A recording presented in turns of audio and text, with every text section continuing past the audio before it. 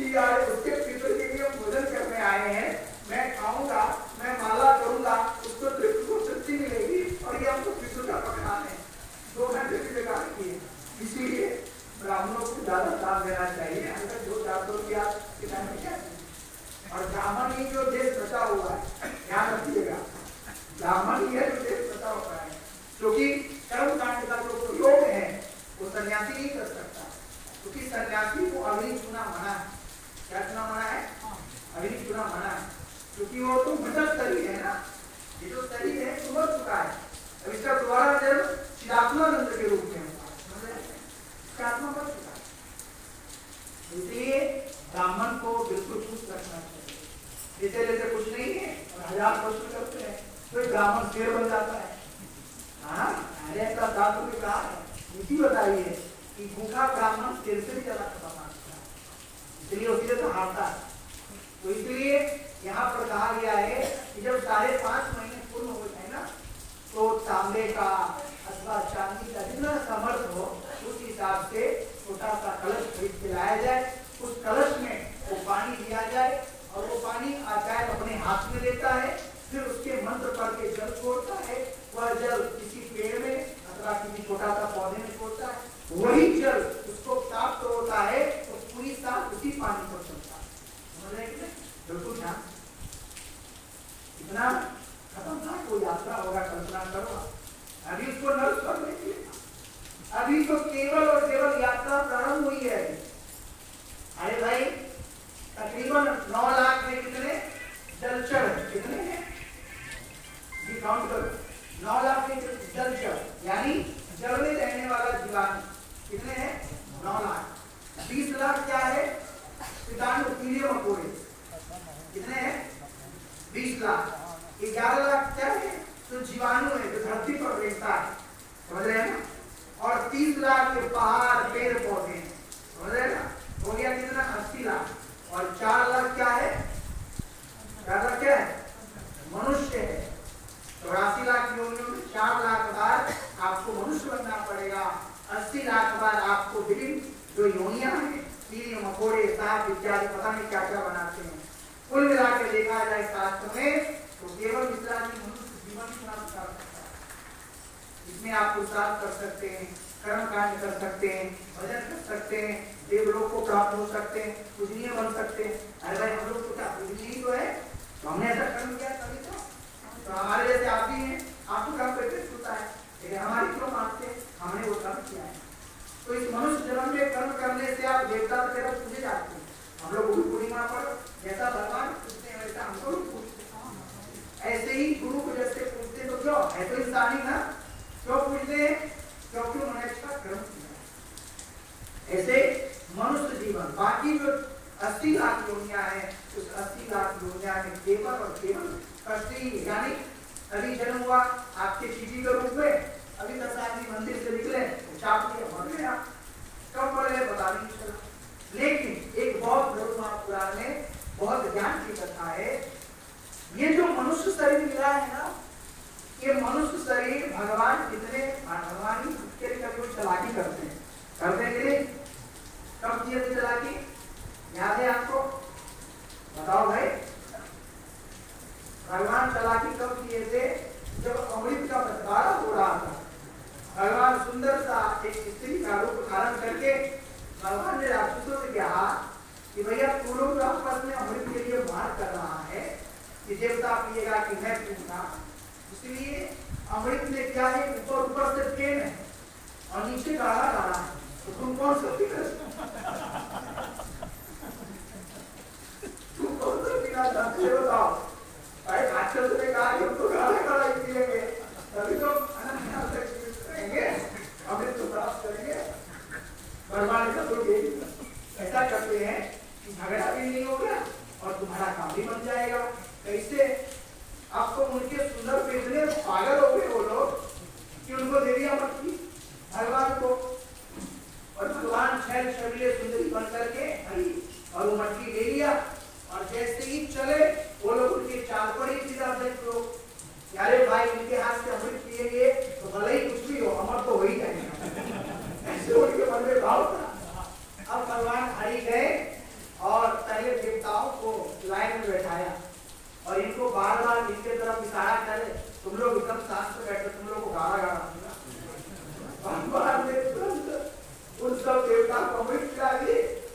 जैसे ही उसने जो बहुत खतरनाक दैत्य था, वो समझ गया कि कोई चाल तो है कि हमने इससे पहले इस औरत को कभी दर्शन नहीं किया, ये आया कहां से। उस बीच में वो भी घुस गया, उसी से तो ये मिला है राहु और केतु, उन्होंने तुरंत पी लिया उसी से राहु केतु। तो भगवान ने भक्तों के लिए अनेकों प्रकार के रूप धारण किए। यहाँ पर भगवान पूरा चालाकी कर दी। क्या कर दिए चालाकी, बताओ। चालाकी इसलिए कर दिए कि अरे भाई ये जीव जंतु होगा, ये तो हमको पूजा करेगा नहीं, मंदिर बनाएगा नहीं, तो इस सब का थोड़ा थोड़ा आयु को काट करके हम समझे ना, बहुत ज्ञान की बात समझिएगा। और भगवान ने चालाकी किया, जितने भी 80 लाख जो योनियां जीवाणु कीटाणु सांप भैंस गधा पता नहीं क्या क्या स्वान कुत्ता, सबसे ज्यादा एक कुत्ता का था, उसमें से काटा, सांप से काटा, गधा हाथी घोड़ा, ये सबसे काट करके मनुष्य को दिया। कितना 100 साल, कितना दिया कि हमारा भगवान कहे कि हमारा ये मनुष्य जब जन्म लेगा, इसको 100 साल प्रदान करता हूँ, ये हमारा भजन करेगा, हमारा मंदिर बनाएगा, कथा करेगा, कथा सुनेगा। लेकिन भगवान के साथ सुना होगा नहीं हो गया, इतना अच्छा 100 साल का उम्र दिया, लेकिन वो फिर जानवर बनने के लिए तैयार है। जितने आत्मा है मनुष्य आत्मा, वो कुकर्म तो करते नहीं, कुकर्म करने में लगे, न कोई मंदिर जाते हैं, न कोई भगवान को भजते हैं। तो फिर भगवान ने कहा, अरे भाई उनके हाथ में तो मेन स्विच है। फिर भगवान ने कहा इसको बनाने से कोई फायदा नहीं, अब इसको 70 साल कर दो। और वो जब काल होगा तो कितने साल का व्यक्ति होना पता है, कितने साल का, 14 और 15 साल का, उसमें 15 साल कम निपट जाएगा। इसलिए हम सबको भगवान का भजन करना चाहिए। गरुड़ पुराण तो यही सिखाती है कि कहीं भी हमारा पितृ हो उसको तर्पण करें, क्योंकि वो देवता बन जाते हैं और यहाँ से उनकी यात्रा प्रारंभ होती है और फिर वो जाते हैं कहाँ, वो आत्मा वैष्णवी में। अभी गरुड़ महापुराण की कथा को नहीं काम करूंगा, फिर थोड़ा सा देखते हैं 20-25 मिनट। प्रेम से बोलिए गरुड़ महापुराण की जय, भक्त वत्सल भगवान की जय। तो ऐसे भक्तों के लिए भगवान ने देखो अनेकों प्रकार के उम्र को काट करके और हमको दिया है। इसलिए दिया है बताओ, बीड़ी पीने के लिए, तंबाकू खाने के लिए, बताओ भजन करने के लिए। इसलिए मेरे भाई बहन कहीं भी रहो, 1 माला 2 माला, अरे सुबह उठ के 2 माला कर लिया, 2 माला भगवान का जप कर लिया, 2 माला जो गुरुदेव ने दिया है वो कर लिया, घर में आरती घुमा दिया, चले अपने ऑफिस। फिर तो करना है, तुम करोगे ही, बीड़ी पियोगे, सिगरेट पियोगे, मदिरा पियोगे, जो है वो तो करोगे। शास्त्र में ऐसा वर्णन बिल्कुल ध्यान से, ये जो संयमन पाप है ना 28 प्रकार से जो नरक है, उसमें संयमन नरक इतना खतरनाक है कि जो व्यक्ति मदिरा पीता है, जो व्यक्ति मांस भक्षण करता है, जो दूसरे जीव को मार के खाता है, उसको ये संयमन नरक में ले जा करके उसके कमर से नीचे का नाखून से काटना चालू करता है थोड़ा थोड़ा, और उसी को खिलाता है। कल्पना करो कि तुमने मनुष्य जीवन में जीवों को मार के खाया है, अब तुम अपना भोजन चखो कि कैसा होता है। कल्पना करो भैया को खोखी आ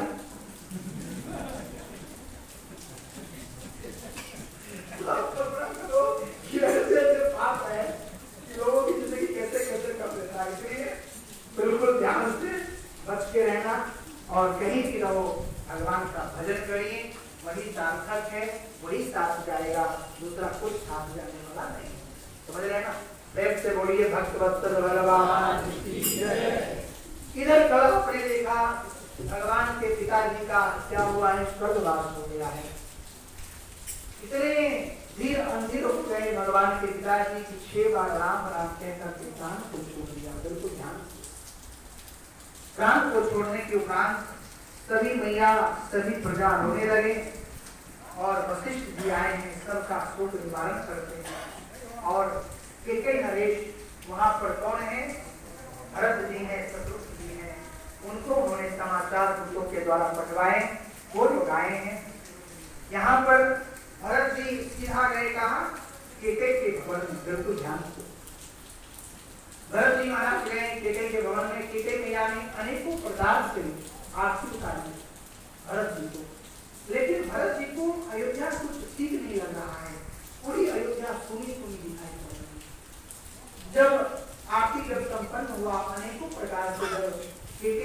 भरत जी का पूजन किया, आरती किया, तो कहते हैं कि अरे बेटा भरत, तुम इतने उदास क्यों? कहा कि मैया मुझे कुछ ठीक नहीं लग रहा है, आशंका प्रभावित होने लगी है, ये पूरी अयोध्या हमको सुनी दिखाई पड़ने लगी, ऐसा क्या बात है?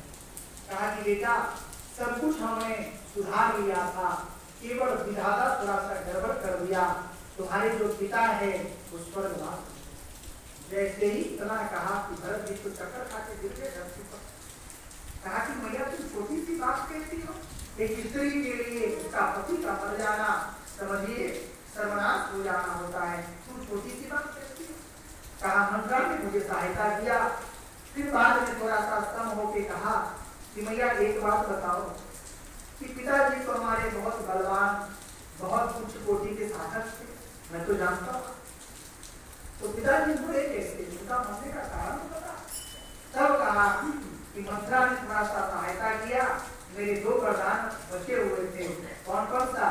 पहला वरदान है मैंने बेटा तुम्हारे लिए राज्य मांग लिया, और दूसरे वरदान में हमने राम जी के लिए 14 वर्ष का वरदान। जैसे ही वनवास शब्द सुना कि भरत जी को पिताजी का मरना भूल गए और हाय राम हाय भैया कहकर के झांकी ठोकने लगे, बार बार धरती पर गिरते हैं, बार बार उठते हैं और व्याकुल हो गए हैं कि माँ तुमने अच्छा नहीं किया, तो मुझे वन में भेज देना चलता, लेकिन राम दिया उनको तुमने वन में भेज दिया। अनेकों प्रकार से यहाँ पर उदाहरण दिया है, कटु शब्द का प्रयोग किया है कि आज के बाद ये भरत तुमको मान नहीं, और तुम जिंदगी भर में अयोध्या में रहा, तुम्हारे भवन में कभी व्रत के द्वारा आऊंगा आज के बाद। अनेकों प्रकार से कटु शब्द कहे। उसी समय बाहर मंत्रा आ जाती है, बधाई हो बधाई हो बधाई हो। शत्रुघ्न महाराज ने उनको सर पकड़ गए और जोर से धिष्ठा है, तो मंत्रा सोचने लगी, देखिए आप जानबूझ के पाप करो, अनजाने में करो, ये तो होना ही पड़ेगा, लेकिन आप जानबूझ के करो या अनजाने में, आपको बाद में एहसास होता है कि हमने ये गलत किया, होता है कि नहीं होता है? यहाँ पर केकई और मंत्रा दोनों रो रही है कि मैंने इतना गलत किया, हमने इस सूर्यवंश को क्षण में उजाड़ दिया, महाराज मर गए, हमारा बेटा बहू सब घर में चला गया, अब यहाँ है ही कौन सेकेंड। तो मंत्रा रोने लगी है, कहा कि हमने जिनका लिए वनवास मांगा वो तो बेचारे हमको कुछ नहीं कहा, हाथ जोड़ के हमारे सामने निकल गए वनवास में, लेकिन जिनके लिए राज मांगा वो हमारी सर पकड़ के मुझे गाली दे रहे अथवा प्रताड़ित कर रहा है। यहाँ पर भरत जी आ गए, भरत जी ने कहा छोड़ो छोड़ो शत्रुघ्न, ये मंत्रवती का है, मोह छोड़ दिया, और दोनों गई केकई भवन में। फिर मंत्रा और केकई दोनों रो रही है कि हमने कितना बड़ा अन्याय किया, कितना बड़ा हमने पाप किया, लेकिन चिड़िया चुप गई थी। इसीलिए यहाँ पर बहुत ज्ञान की बात है कि कभी भी जीवन में कुसंग नहीं करना चाहिए, करो तो संग करो अथवा कुसंग मत करो, और किसी का कहना मत मानो। एक छोटी सी गलती इतना बड़ा साम्राज्य को ध्वस्त कर दिया, पल भर कर दिया कि नहीं कर दिया। इसलिए जीवन बड़ा सही जीवन है, इसको बड़ा संभाल के जीना चाहिए। कौन क्या कहता है उसके बातों पर ध्यान देना चाहिए, अपनी बुद्धि अपनी विवेक और उन्हीं के पास जाना चाहिए जहाँ से आपको निवारण हो, समझ रहे हैं? तो यहाँ पर दोनों रो रही हैं, लेकिन अब क्या फायदा।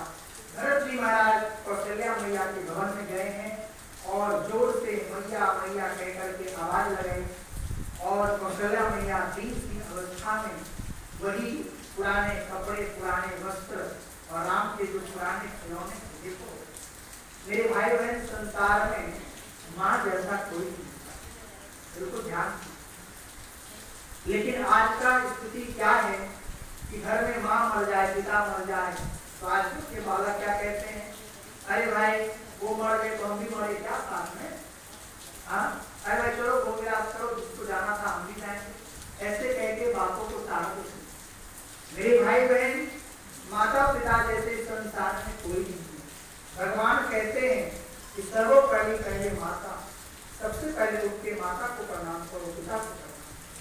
जब तक माता पिता जिंदा है आपके जीवन में है, तब तक पूछ पूछ के माता पिता से काम करो, मरने दान करो, उनके लिए नदी बाबर आदि मंदिर आदि आश्रम आदि बनाओ, पुरुषार्थ करो, परोपकार। तभी उनको क्या होगा, आत्मा की शांति मिलेगी। समझ रहे? यहाँ पर माँ इतना प्यार करेगा कौन जितना माँ करती है। बेटा जब परदेश को जाए माँ रोया करती है। इतना प्यार करेगा कौन जितना माँ करती है। माँ अपने बच्चों से इतना प्रेम करती है कि शायद किसी कारणवश बेटा कमाने चला जाए अथवा किसी नौकरी में चला जाए तो माँ जब जब कष्ट करती है तो ये नहीं पूछती कि बेटा तुम मेरे लिए क्या लाने वाले हो या कब आ रहे हो। एक ही बात कि बेटा तुमने भोजन किया कि नहीं, तुम्हारे ऊपर जिम्मेदारी बहुत ज्यादा है। केवल और केवल अपने बेटा का ख्याल। और वो बच्चा उस समय का आप जमाना देखो कि 200, 500, 400, 1000 रुपया में 4 बच्चे को पालते थे। पालते थे हाँ, लेकिन आज वो बच्चा 5 लाख, 2 लाख, 4 लाख का पैकेज लेता है। उसका क्या होगा?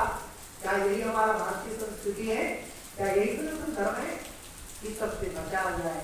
माता पिता के चरणों में आदर सर्वोपरि पहले माता पिता। समझ रहे हैं? यदि माता पिता को आपने दूध दे दिया तो कल्याण नहीं होगा जीवन में कभी भी। कितना भी कमा लोगे न यश मिलेगा, न कीर्ति मिलेगा, न ही आपके पैसा का कभी सार्थक स्थिति में लगेगा। ऐसे ही कमाते जाओगे पता नहीं चलेगा, पूरी नहीं पड़ेगा। समझ लीजिए कहाँ से पैसा आ रहा है, कहाँ जा रहा है, कुछ पता नहीं। इसलिए सर्वोपरि हम सब आज अपने बच्चों को भी बताइए, आप सब इस कथा को घर में बताइए। सर्वोपरि हमारे माता पिता है, उसके बाद ही समझ रहे कि नहीं? प्रेम से बोलिए अपने अपने माता पिता की जय, अपने अपने पूर्वजों की जय। सबसे पहले माता पिता। तो माँ ऐसी होती है, आप कल्पना करो एक बार एक युवक को एक युवती से प्रेम हो गया। तो प्रेम हो गया तो उस युवती ने कहा, एक माँ की कल्पना है बिल्कुल ध्यान से। उस युवती ने कहा कि तुम्हें तुमसे बात तभी करूंगी जब अपने माता की कलेजी काट के मेरे हाथ पे रखो। बिल्कुल ध्यान। उस युवक ने कहा ये कौन सी बड़ी बात है, अभी अभिलाष क्या था, लेकिन तुम मेरे से विवाह करो। ये जो भूत सवार होता है ना, ये भूत बड़ा खतरनाक होता है। उन्होंने क्या कहा कि हमको कलेजी चाहिए। वो युवक गया, उसकी मैया लेटी हुई थी और मैया को अपने जाल में फंसा लिया। मैया मैया कहकर और चाकू मार दिया और कलेजी काट करके उस युवती के हाथ पर जाकर रख दिया। कहा ये ले मेरे माता का कलेजी है, मैंने अभी कत्ल करके आया। अब तो तुम मेरे से विवाह करेगी ना? बोला बिल्कुल करो, लेकिन रुक तो जाओ इतना जल्दी क्या? वो युवती इतनी संस्कारवान थी, उन्होंने तुरंत राजा के वहां पर खबर किया। राजा आ गए, उस युवक को पकड़ लिया। राजा साहब इसने अपने माता का कत्ल किया है, इसको फांसी होना चाहिए। ये तो मेरे को भी विवाह कर दिया मार देता, इसका क्या भरोसा? अरे भाई जो अपनी माता का नहीं होगा वो मेरा होगा क्या? तो राजा आ गए और कहा कि भाई तुमने इतना बड़ा कुकर्म किया है, अपराध किया है, तुमने अपने माँ को कत्ल कर दिया, तुम्हें तो फांसी मिले।